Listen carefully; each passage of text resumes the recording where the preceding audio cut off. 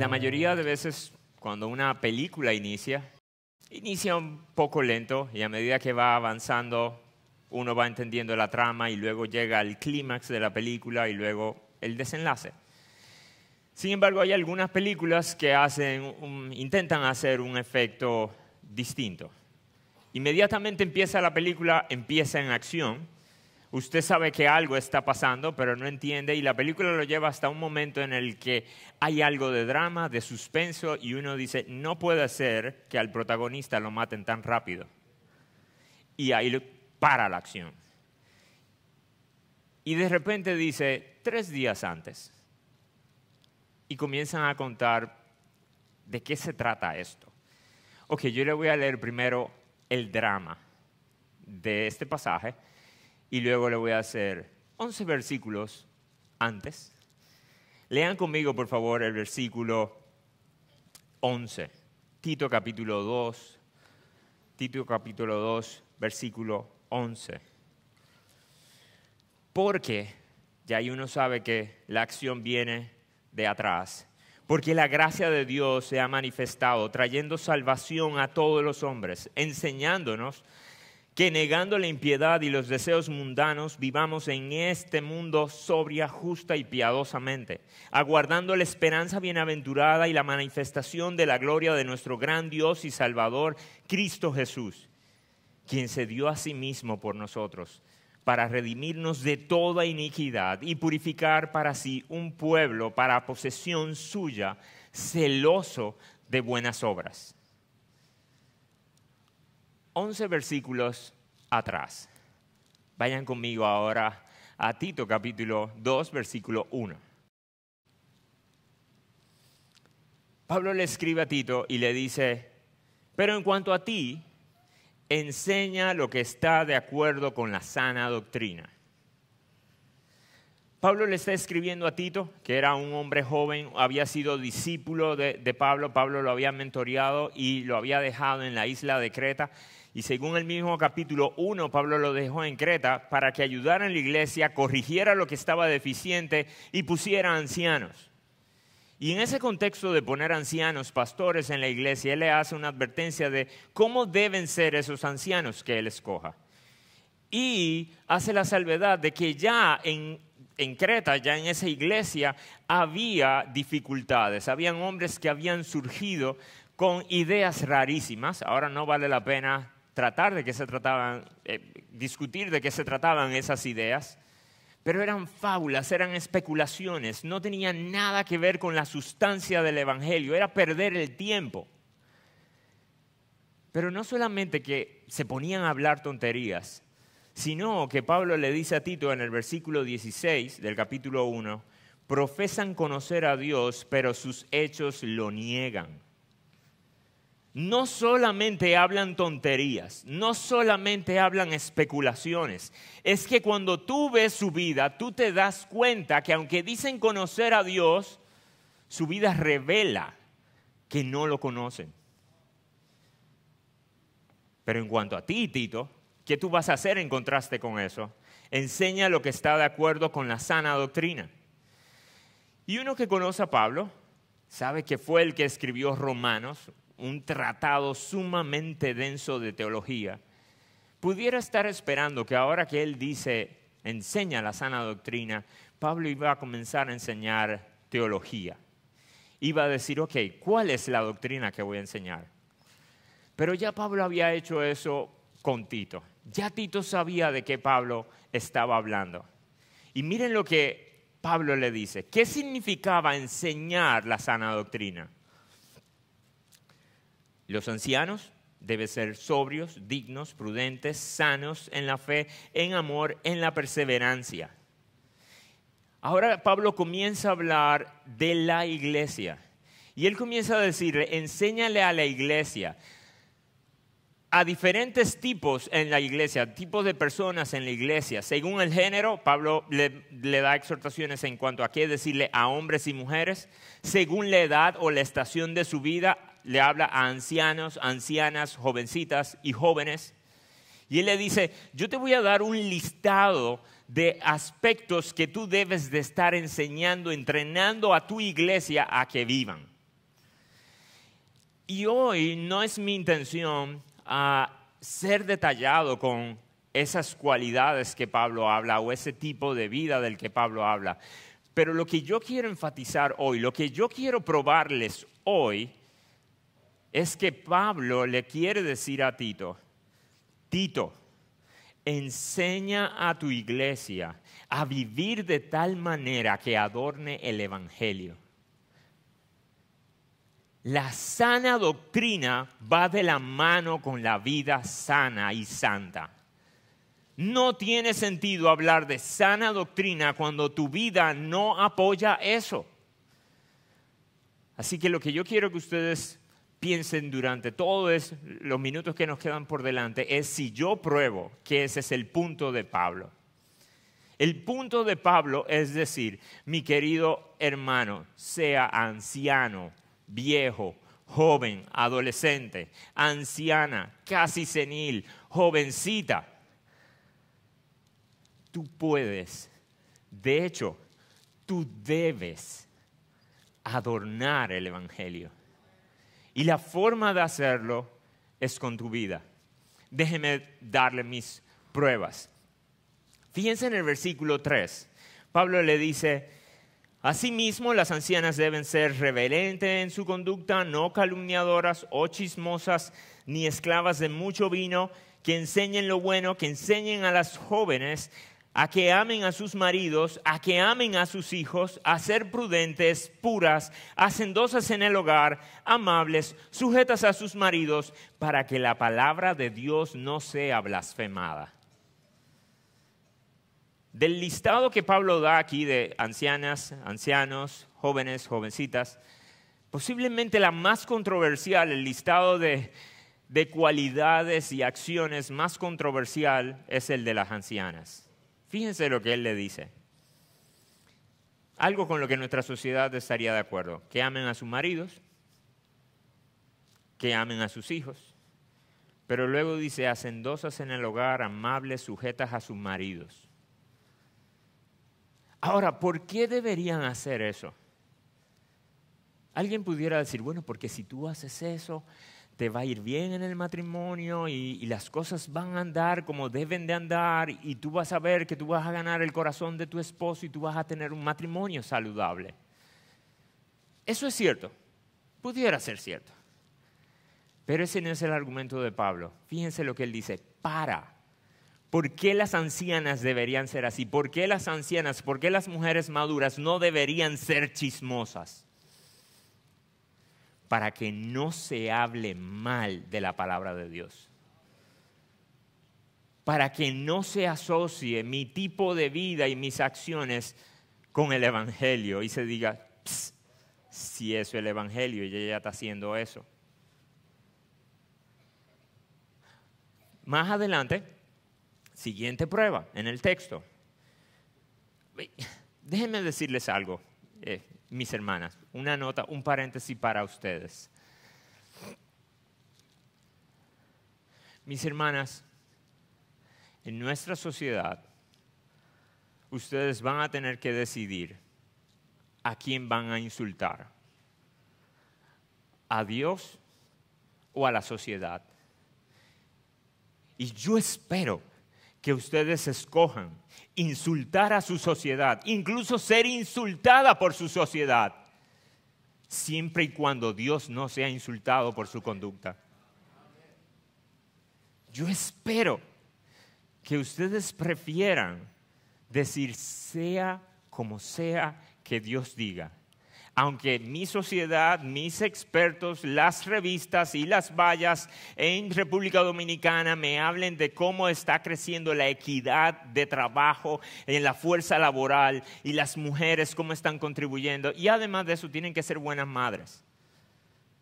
Ahora mismo el tema no es si la mujer debe trabajar o no trabajar, cuál es su contribución en la sociedad.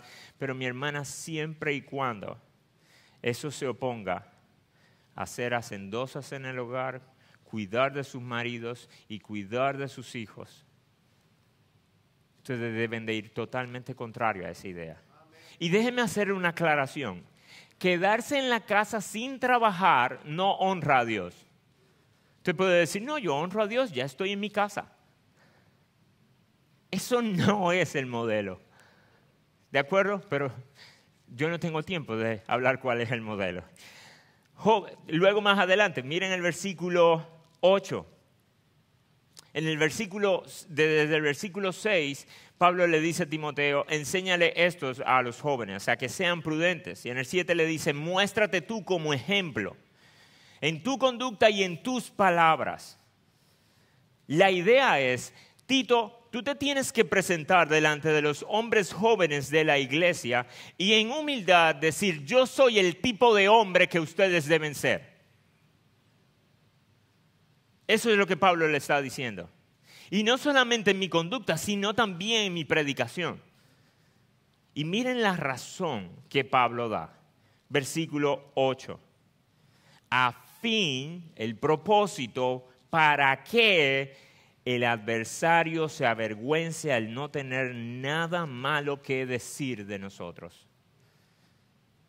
Tito, yo quiero que con tu vida, la forma en la que tú predicas, la forma en la que tú vivas, le tapes la boca a los que son adversarios al Evangelio. Ellos van a poder discutir el Evangelio, ellos van a poder decir que no están de acuerdo con el Evangelio, ellos van a poder discutir acerca de doctrina contigo, pero el día que ellos vean tu vida, ellos van a tener que decir al menos, pero él es consistente con lo que cree. Avergüénzalos. Ya aquí Pablo está más a la ofensiva. Fíjense que anteriormente había dicho, las señoras, compórtense bien para que no se hable mal de Dios. Ahora dice, Tito, compórtate de tal manera que tú le calles la boca a la gente. Y miren el último renglón, versículo 9.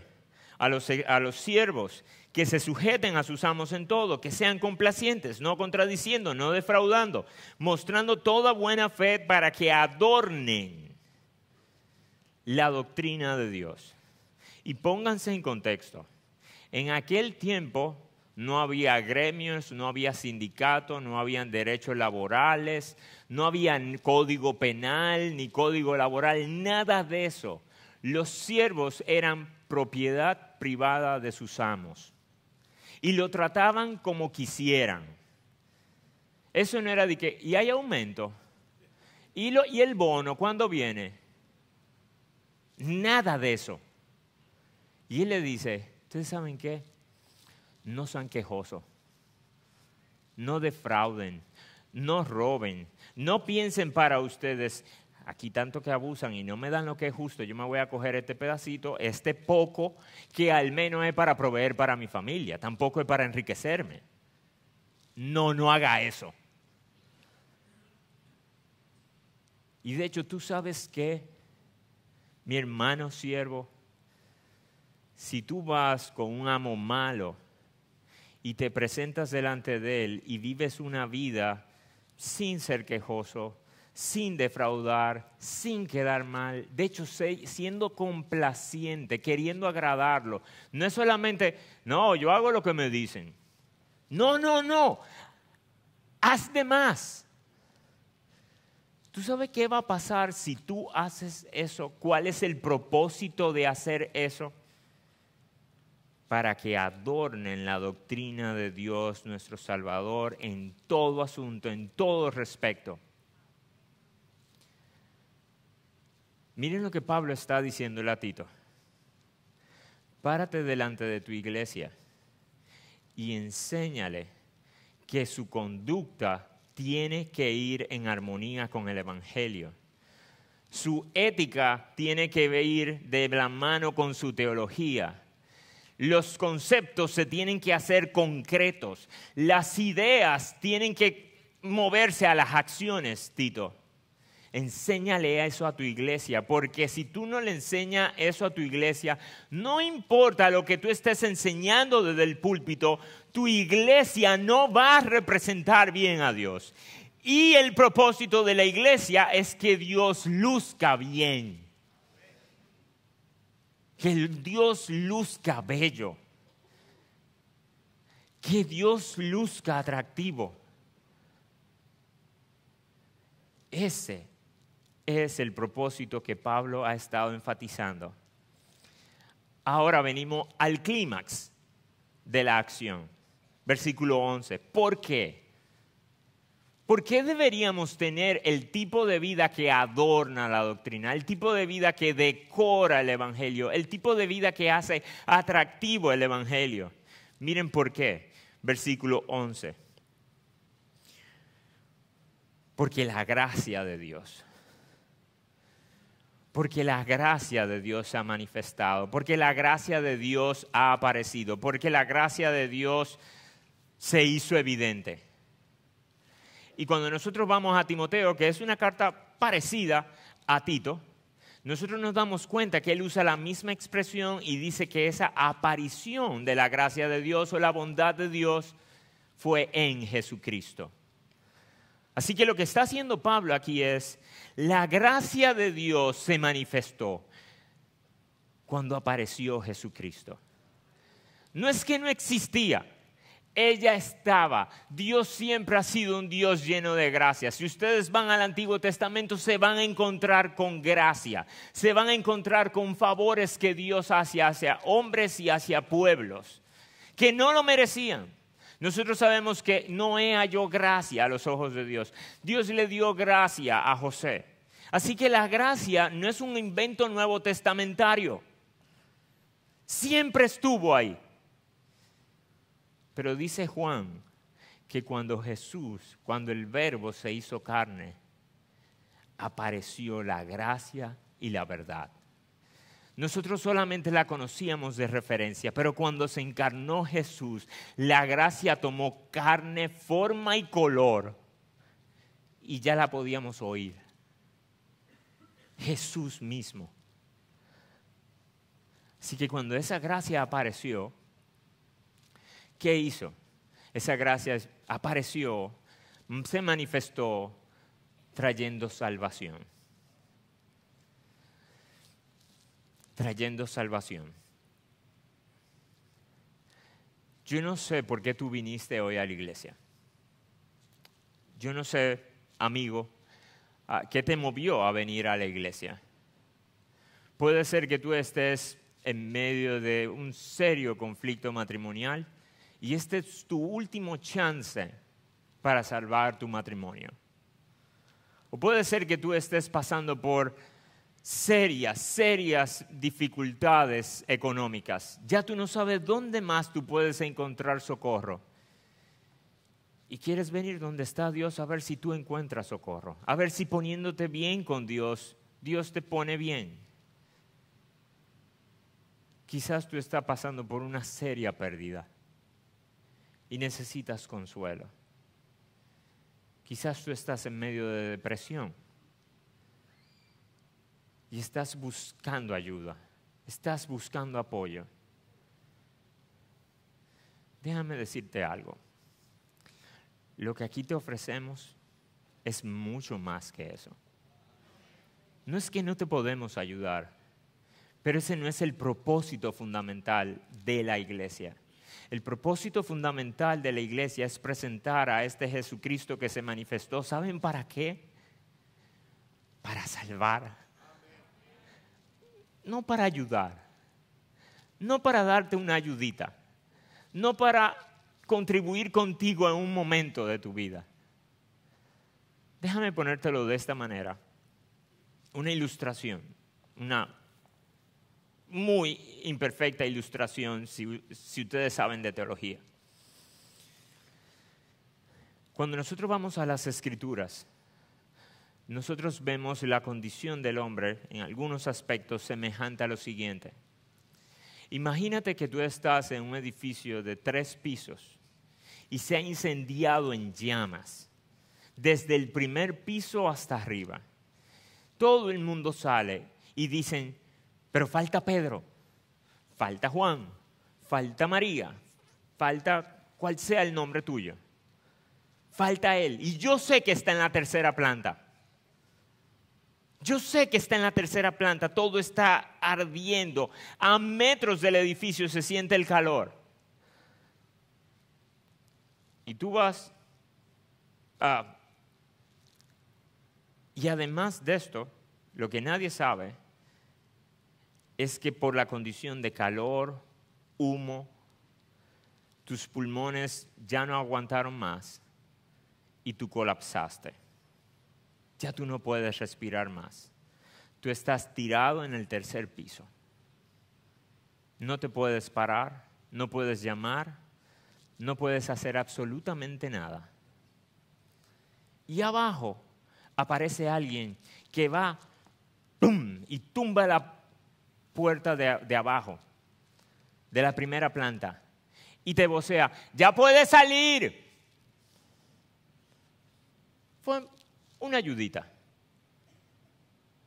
Una ayudita. ¿Saben qué?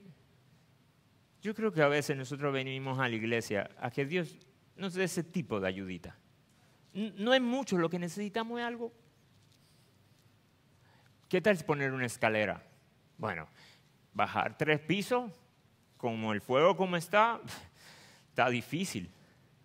Pero vamos a poner una escalera que se ponga ahí mismo. Él solamente tiene que salir. Que salga por la ventana. En tu condición, tampoco es ninguna ayudita. ¿Qué tal un colchón inflable? Abajo, no tiene ni siquiera bajar, es solamente caer y ya. En tu condición tú no necesitas una ayudita. En tu condición tú necesitas rescate, auxilio. Tú necesitas ser salvado. ¿Saben de qué se trata el Evangelio? Que la gracia tomó carne y forma para meterse en el mundo y salvar. Jesús se metió en el edificio, se metió en el fuego. Te cogió, te cargó, te bajó, te llevó hasta abajo y abajo hizo... Y tú estás vivo.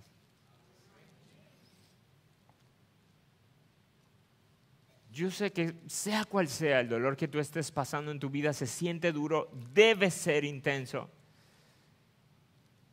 Pero en el cuadro bíblico, tú necesitas más que esa ayuda. Tú necesitas ser salvo, completamente salvo. No solamente de esa situación. Ahora, según las Escrituras, tu situación es todavía peor que esa. Lo que dice las Escrituras de nosotros es todavía más dramático. No se trataba de un hombre inconsciente en el tercer piso. Se trataba de un muerto en el tercer piso. Efesios 2 dice, porque cuando estabais muertos en vuestros delitos y pecados, tú ni siquiera reaccionabas a Dios. Tú ni siquiera te latía el corazón espiritualmente hablando. Y dice las Escrituras que tú no te puedes dar ni siquiera cuenta de eso, porque esa fue la condición en la que naciste tú y yo. ¿Saben lo que sucedió? De nuevo, entró Jesús al rescate. Y de repente, tú estás en el piso y sientes el... Y dice, ¿qué pasó? Tú estabas muerto, te rescataron y ya tú tienes vida. ¡Wow! ¡Qué bien! ¿Y quién lo hizo? ¿Quién lo hizo? Yo quiero darle gracias a quien lo hizo. Todo el mundo se queda callado. ¿Que quién lo hizo? Enséñenmelo. Y alguien te contesta, no se podían salvar los dos. ¿Era tú o él? Y él cedió. Él se dio a sí mismo. ¿Pero quién era? Tú eras su enemigo. Tú no querías saber de él. Tú lo despreciabas. Y aún así él se dio. Versículo 14. Quien se dio a sí mismo. Quien se entregó a sí mismo.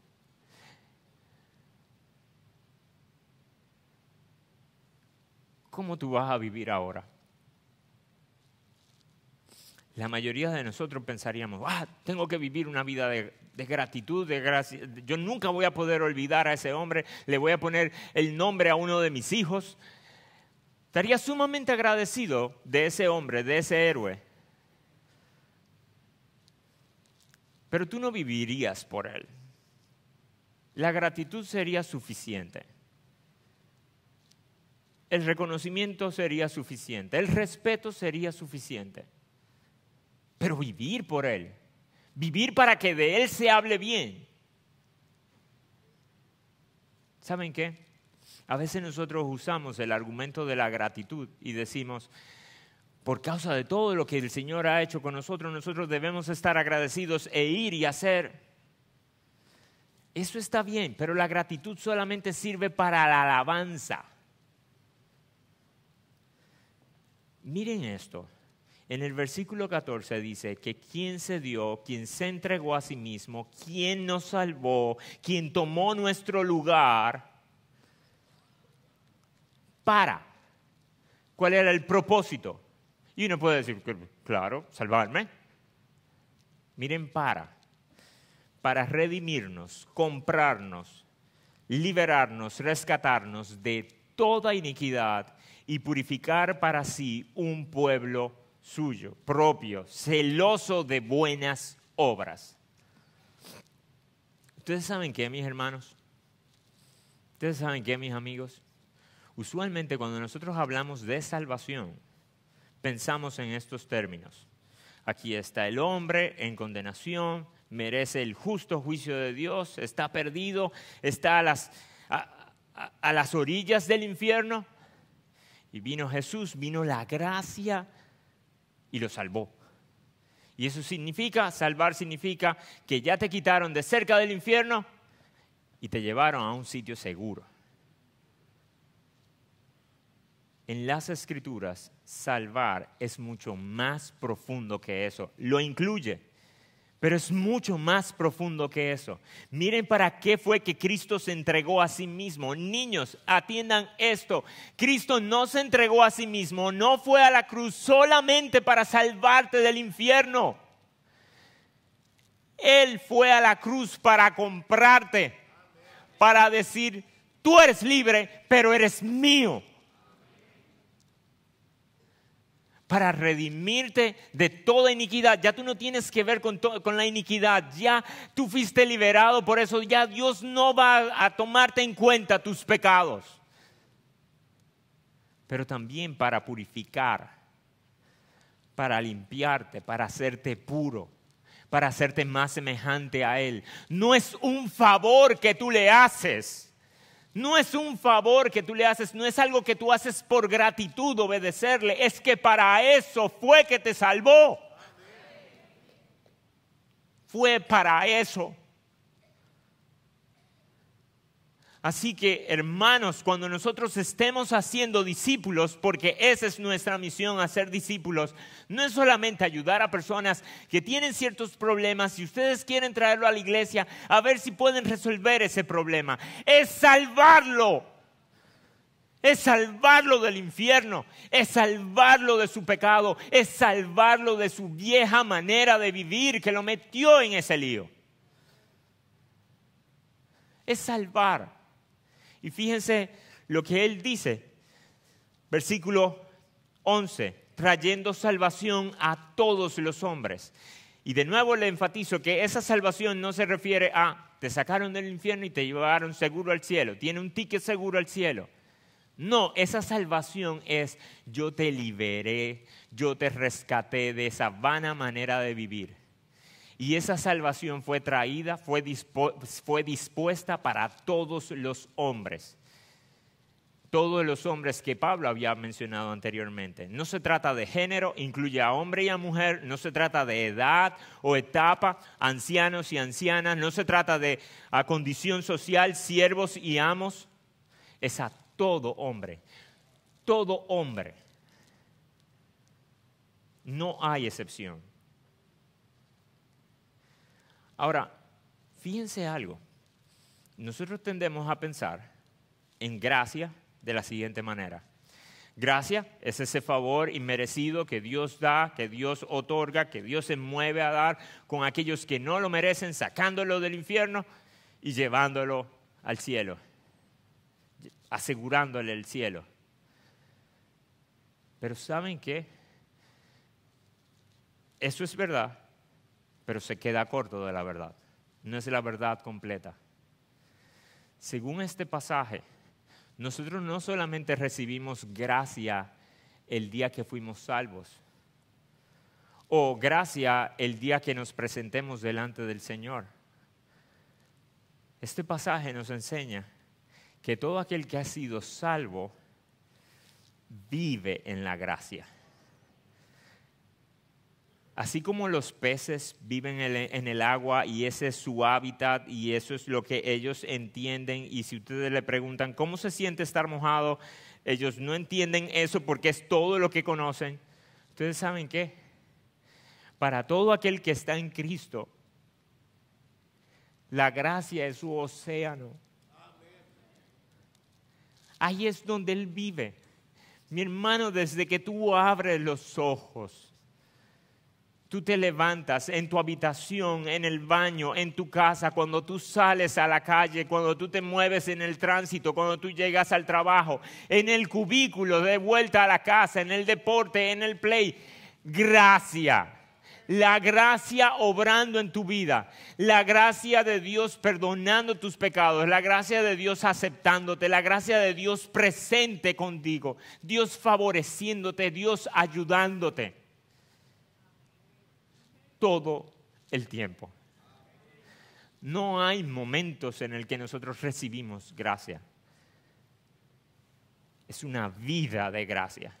Es un océano de gracia. Es un ambiente de gracia. Y es súper importante que nosotros entendamos que esa gracia no solamente vino a rescatar a un pecador del infierno al cielo, es que lo vino a rescatar también del dominio de sus pecados. Vino a entrenarlo, vino a ser un coach para el creyente. Miren el versículo 12, enseñándonos, entrenándonos, guiándonos. La palabra que aparece ahí es de donde viene nuestra palabra pedagogía. Y nosotros podemos pensar en enseñanza como alguien, un maestro que se para en la pizarra y comienza a decirnos un contenido que nosotros tenemos que aprendernos para ir al examen.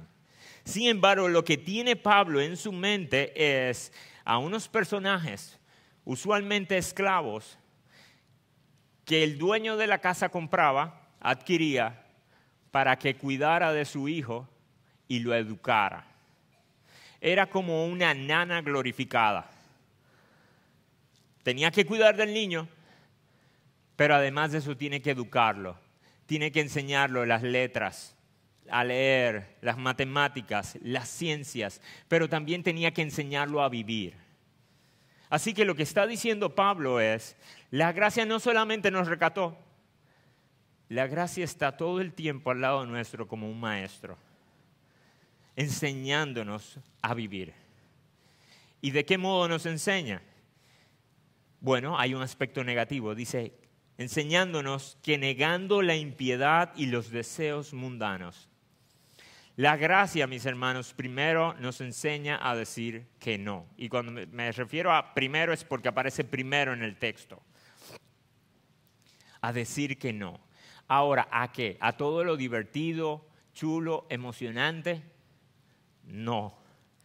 A veces nosotros podemos dar la impresión como creyentes de que si se goza mucho tiene que haber algo de pecado. Y eso no puede ser más apartado de la realidad. La gracia lo que nos ayuda es a decirle que no a la impiedad. Y la impiedad es básicamente vivir como si Dios no existiera. Es tener esa actitud de no tomo en cuenta a Dios. Cuando ustedes van al Salmo 10, se describe la impiedad al hombre impío de la siguiente manera. Dice el impío en su corazón, no hay Dios. No hay Dios. Él se convence a sí mismo de que no hay Dios.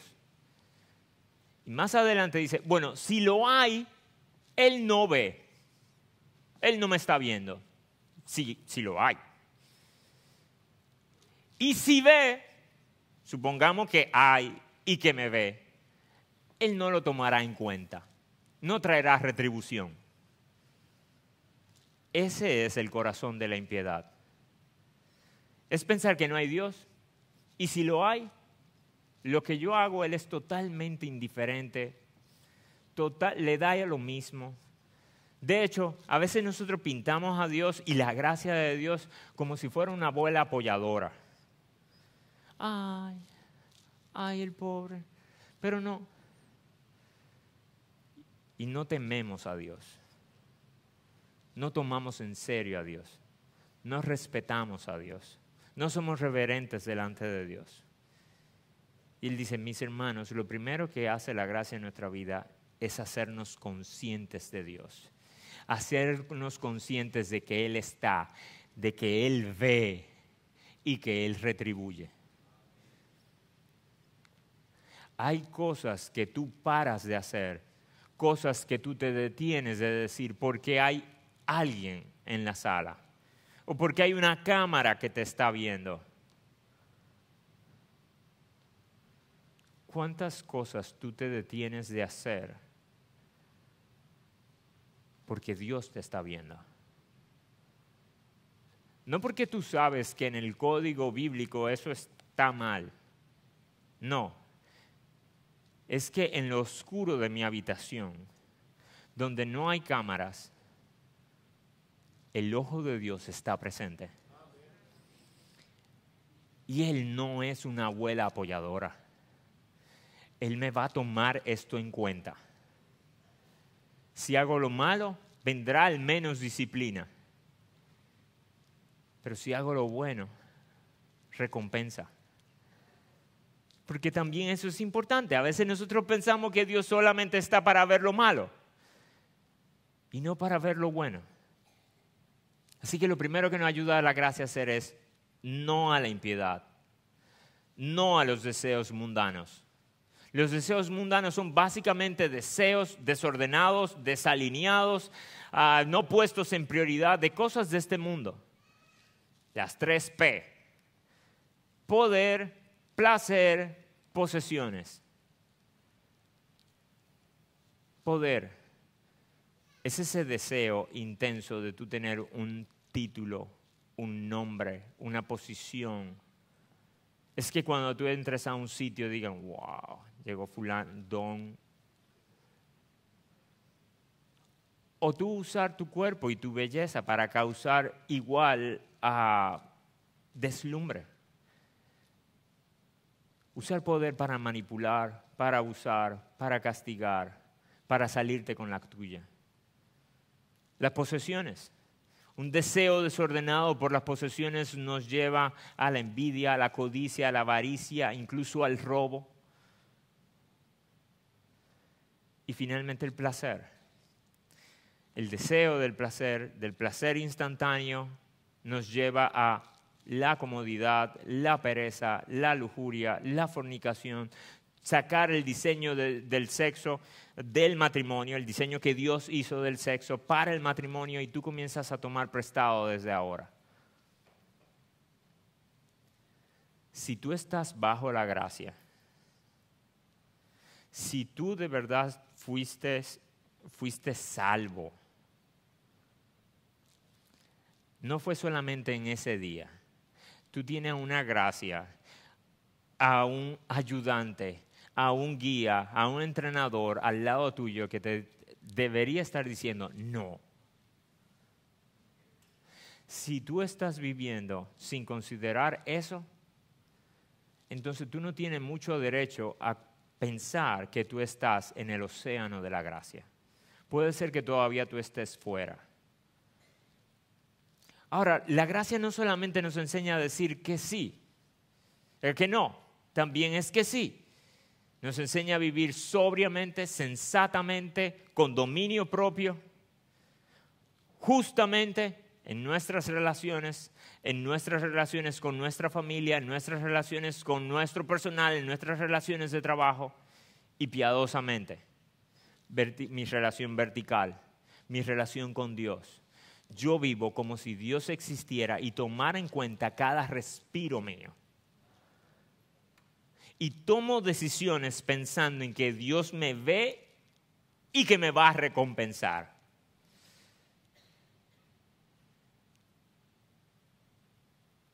Si nosotros viviéramos así, practicar todo lo de arriba, del 1 al 11, fuera relativamente fácil. Fuera relativamente fácil. Fíjense esto, mis hermanos. Cuando él dice al final del versículo 14, un pueblo celoso de buenas obras, y nosotros hemos estado hablando de nosotros debemos de vivir para que cuando la gente nos vea, hable bien de Dios y adornemos la gracia de Dios y adornemos el Evangelio. Ustedes pueden estar pensando como, bueno, ahora tengo que dedicarme a la caridad, a hacer más obras de misericordia, visitar más enfermos, hacer obras extraordinarias. Ojalá que sí, pero no es eso. ¿Saben lo que son las buenas obras? Maridos, es ir a la casa y tratar a su mujer como un vaso frágil. Las buenas obras es hacer lo que Dios dice que es bueno. Mujeres, es ir a su casa y tratar a sus maridos con respeto como si fuera un rey. Aunque usted crea que sea un siervo, pero lo trata como un rey. Ustedes llegan a la casa y con sus hijos los cuidan, los crían. Y no solamente están intentándole darle la mejor educación que se pueda. Si hay algo que sus hijos saben que usted ama, que usted quiere para la vida de ellos, es que se arrepientan, es que confíen en el Señor y que entreguen su vida a Él, sea lo que sea que eso le cueste, aunque sea que cuando Él tenga ya edad se le vaya lejos a las misiones. Aunque le cueste eso. Esos son buenas obras. Usted no tiene que intentar dejar un legado ni que se escriba una biografía de usted en el anonimato de su casa, en el cubículo de su oficina. Nosotros somos capaces de sacarle una sonrisa a Dios.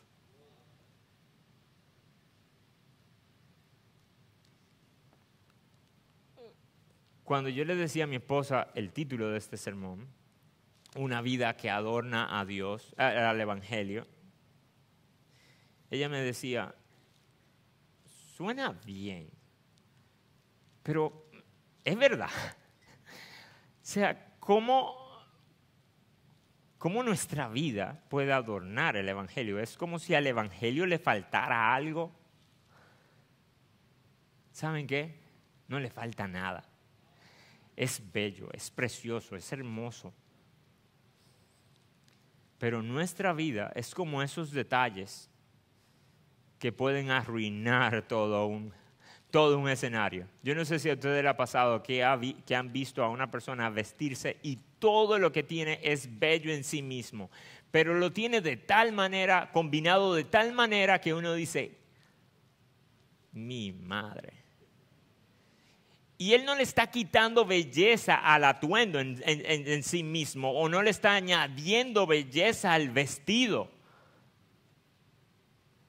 Pero con ciertos detalles hace que el vestido se luzca como debe de lucir o se desluzca.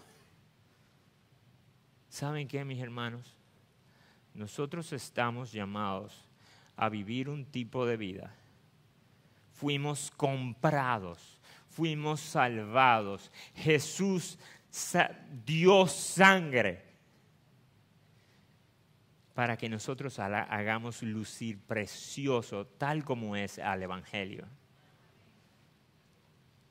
Ahora, finalmente, miren lo último que nos enseña la gracia. A decir que no, a decir que sí, hay una manera de vivir. Versículo 13. Aguardando la esperanza bienaventurada y la manifestación de la gloria de nuestro gran Dios y Salvador, Cristo Jesús. No solamente decir que no, no solamente decir que sí, hacer cosas.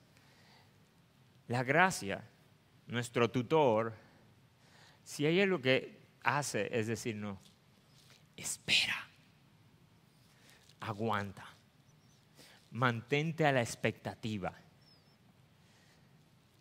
Cuando nosotros pensamos en esperar, hay diferentes maneras de esperar. Si usted tiene que ir al médico, usted sabe que va a esperar mucho. Y usted se sienta en el consultorio y la mayoría de nosotros ya no tenemos que llevar libros ni nada de eso, sino que ahora prendemos nuestro celular y las 2 horas que tenemos que esperar, cuando se cansa un dedo, el otro. Y esa es una manera de esperar. Lo que yo estoy haciendo no tiene nada que ver con lo que estoy esperando. Yo estoy esperando la consulta médica. Pero lo que yo estoy haciendo no tiene nada que ver con eso. No importa. Al menos que usted se mortifique buscando cosas en Google acerca de su situación, que es lo peor que pueda hacer. Espera al médico. Pero no tiene nada que ver. Ese no es el esperar de aquí. Hay otro tipo de esperar. Se me ocurre el esperar de un atleta frente a una competencia. Está próximo a tener la competencia, a minutos de la competencia. Y cuando él está parado ahí, está viendo de nuevo, si es nadador, era lo que yo hacía, ve la piscina, respira, comienza a oxigenarse, a estirarse, se relaja. Algunos oyen música para no desconcentrarse. A nadie se le ocurre comerse una dona. O sea, hay cosas que uno con sentido común dice, antes de una competencia yo no puedo comer dona, no puedo beber refresco, no puedo beber ni siquiera mucha agua. Yo me modero, soy sobrio en lo que voy a consumir ahora, porque pronto viene mi carrera y yo no quiero perder. Algo parecido a eso debe ser nuestra espera. Algo parecido a eso. Es que tú estés viendo la manifestación de la gloria de Cristo. Ya Cristo se manifestó, la gracia se manifestó en una ocasión. En humildad, en humillación, en carne. Pero dice Pablo, enséñale a tu iglesia a esperar la segunda manifestación. Cuando Cristo aparezca. Y eso va a cambiar la manera en la que ellos deciden vivir hoy. Mi hermano, para ti el cristianismo es solamente un seguro de vida eterna, que cuando te mueras, entonces tú estás seguro de que va al paraíso y no al infierno. Y mientras tanto, tú simplemente vives. Tú estás en cierta medida viviendo como en la mitología antigua estaba la idea de que cuando uno moría había un hombre en una barca, que su cuerpo era puesto en la barca y él tenía que pasar por el mar, por el lago de la muerte y llevar del mundo de los vivos al mundo de los muertos. En tu visión, ¿es eso lo que tú estás esperando? Que cuando tú mueras te lleven al mundo de los muertos, que resulta que está de lo más bien de aquel lado. O en mitología más moderna es esa luz en ese túnel al final del camino, que cuando tú mueras tú llegues a esa luz.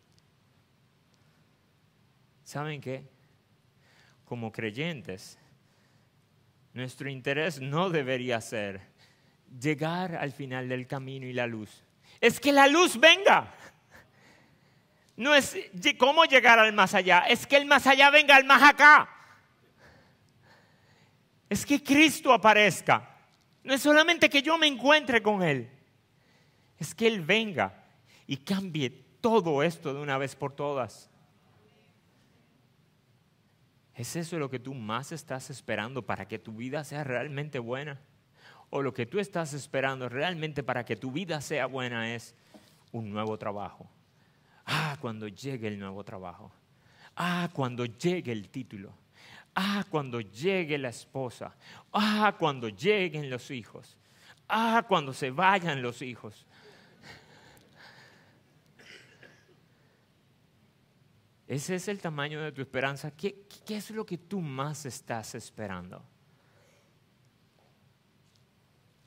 Porque si nosotros vivimos una vida renunciando a la impiedad y a los deseos mundanos, y una vida dedicada a la sobriedad, a la justicia y a la piedad, mientras esperamos activamente la manifestación de nuestro Señor Jesucristo, ¿saben qué?